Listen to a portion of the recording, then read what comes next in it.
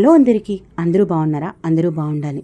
జమ్మూ కాశ్మీర్ దాడుల గురించి మనము వింటున్నాం కదండి. టీవీల్లో వార్తలు అన్నీ చూస్తూ ఉన్నాము. అక్కడ కనురెప్పపాటులో కొంతమంది తప్పించుకున్న వారు ఆప్తనాదాలు వింటే చాలా చాలా బాధగా ఉందండి.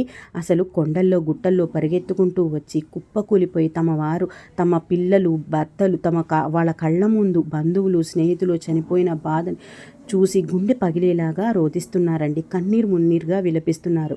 ఈ క్రమంలో తమను కాపాడడానికి వచ్చిన ఇండియన్ ఆర్మీ జవాన్లను చూసి మమ్మల్ని ఏం చెయ్యొద్దు అంటూ భయభ్రాంతులకి గురై చేతులు జోడించి వేడుకుంటున్నారంటండి.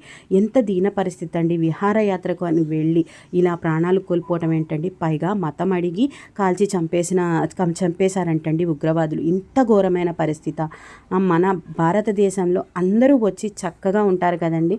అలాంటిది మన భారతదేశంలో మన భారతీయుల్ని ఇలా చంపేయటం ఎంతవరకు కరెక్ట్ అండి? చూడండి, అసలు ఇంత దారుణమైన పరిస్థితి. ఒక భార్యాభర్త హనీమూన్కని వెళ్ళి చనిపోయారంట. ఒక కూతురి ముందు తండ్రిని కళ్ళ ముందు చంపేశారంట. ఇంత దారుణమైన పరిస్థితులు చూసారా? ఎంత దారుణమైన పరిస్థితుల్లో ఉన్నాము. సో మరీ ముఖ్యంగా మగవారినే టార్గెట్ చేసి చంపేశారంటండి. ఇంత దారుణమా?